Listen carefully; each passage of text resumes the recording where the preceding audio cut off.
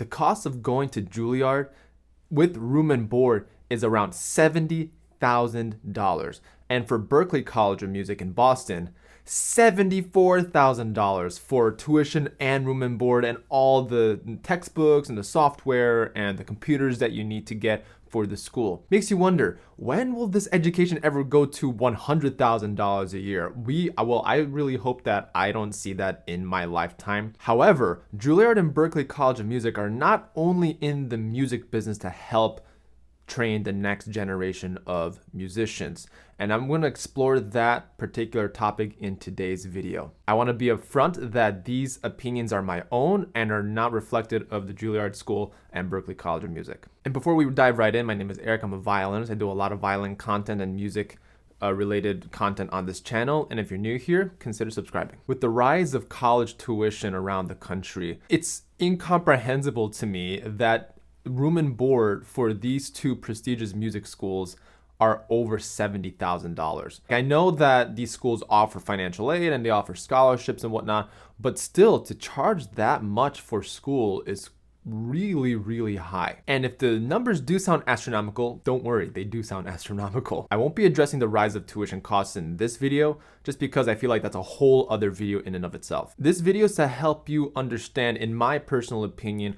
how Juilliard and Berklee College of Music are using the tuition money that you're paying for to expand their business opportunities around the world, and how they allocate these funds so that way they can kind of future-proof themselves for generations and for years to come. And my goal for this video is to answer this one simple question: how can these schools and maybe even all music conservatories around the country in the United States not just increase their tuition, but keep the tuition stable and at a level that is completely manageable in today's world? So these schools are not only in the business of training musicians, but they are in the real estate business. I was thinking about this the other day, and it completely makes sense as to why they're in the real estate business. Just think about it. Juilliard School of Music is in one of the biggest real estate markets in the entire world, New York City, Manhattan, New York City.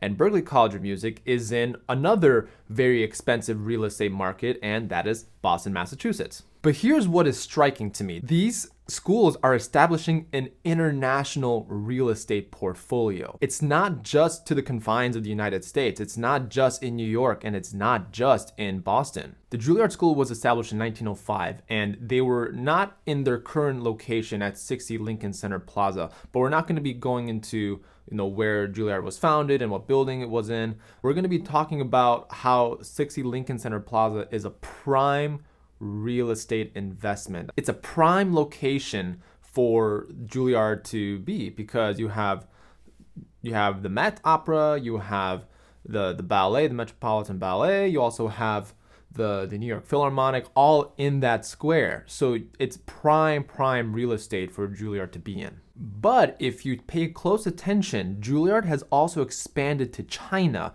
which a few years ago they've built a beautiful campus full of beautiful concert halls, music studios, practice rooms, etc. And they are going into the international market. And I think it's a super smart move for Juilliard from a business standpoint for a couple of reasons. China is a growing economy with a growing GDP, which stands for Gross Domestic Product. That's just a fancy term for meaning China's economy is growing. It's getting wealthier, the country's getting wealthier, there's a lot more money flooding into China, which means that there's more wealth being created in China. So naturally, it would make sense to go to a country or go to a location, Tianjin, where there's demand. The basic principles of business is that you have the supply and you need to meet the demand.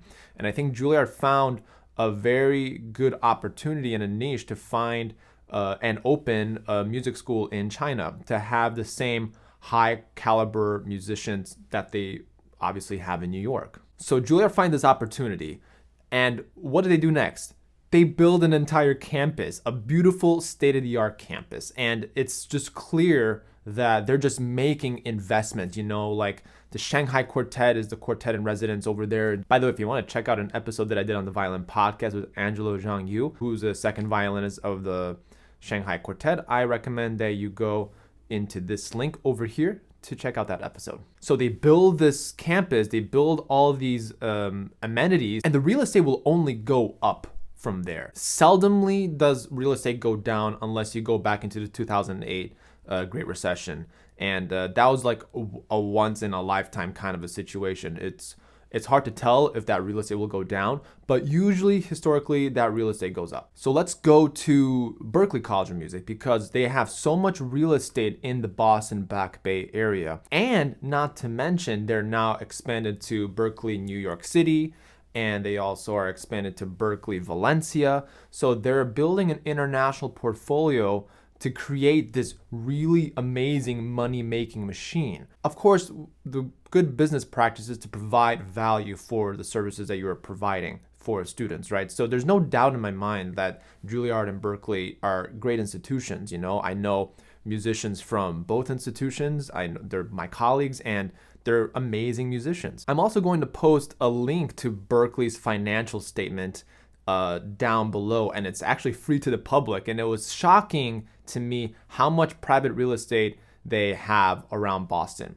They have around $16 million in private real estate. Now that may not seem like a lot, and it's very hard to distinguish from the financial report that if it's just positive equity in the buildings that they have or that they own, or they lease parts of the buildings. Very difficult to tell. And from an international point of view, it's not clear whether these buildings are $16 million of real estate globally. Like they have this Valencia campus. Does that Valencia campus kind of fall in to the $16 million of real estate? But again, I'm going to leave that. That's page 19, I believe, in the financial report. So take a look, click down below. So the beautiful thing about real estate for them is that they own all this positive equity in the real estate, and the thing is that this real estate just keeps going up in value. And both these schools, they have hundreds of millions of dollars in their budget to run annually, so that way the school is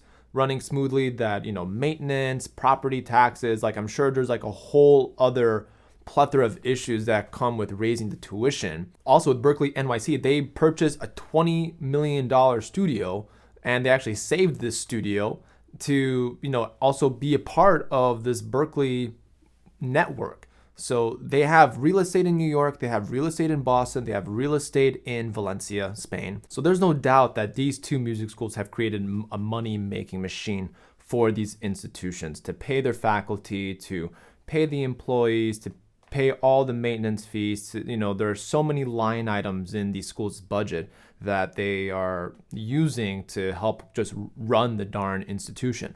So with hundreds of millions of dollars in liquid assets with both of these institutions, I wonder if there is a way for us to discuss to not increase music school tuition, but to keep the music tuition stable, to keep it flat, or even go down. And these are private institutions. They can kind of do whatever they want. But I challenge all the music conservatories in this country, in the United States, to see if they can freeze the rising cost of tuition, because $70,000 for a music school is not really that good. The reason why it's not good is because every single music school is trying to advertise their acceptance rate, the faculty, the facilities, but I don't see a lot of statistics from these schools about jobs. I think you go to school, you go to conservatory wanting to have a music career. You don't want to have a music hobby. You spend hundreds of thousands of dollars for room and board and food and cost of living and all that stuff to eventually have a career. And, a lot of these students are going to these schools because of the name value. I would love to see statistical evidence from musicians who have graduated and the percentages who have won orchestra jobs, who have gotten teaching jobs, who are doing entrepreneurial endeavors and have created some sort of income for themselves, because that's what parents care about. That's what students care about in a growing 21st century economy. And if you've made it to the end of the video, I want to get your opinion on this. What do you think would be a good solution for music conservatories and colleges around the US to freeze tuition costs? In my personal opinion, I think it would, I mean, these schools can do whatever they want, but in order to provide so much value for the students, I think they could use a lot of the hundreds of million dollars of liquid assets to at least kind of really even the playing board, or at least make a commitment to like, okay, for 4 years, when you are entering the school for 4 years, we will not raise your tuition, or for 2 years we will not raise your tuition. Some kind of commitment will give a sense of peace towards a student investing in this education. Let's start a conversation down below, because I feel like this is a very important issue, especially going into this time of year where a lot of students are making decisions and going into debt for music school. And I want to get your opinion. Let's start a conversation down below. And if you're a student at one of these institutions, I want to hear from you as well. Thanks so much for watching to the end of the video. I really appreciate it. And again, my name is Eric. I'm a violinist. I do a lot of violin content and music related content on this channel. And if you haven't done so already, please make sure to hit the subscribe button, hit the bell notification, so that way you get notified for when new videos come out. It helps me out as a content creator to provide more videos for you. Also, be sure to stick around to check out some other videos that I have on the channel. I hope they become really helpful for you. Thank you so much, and I'll see you in the next one.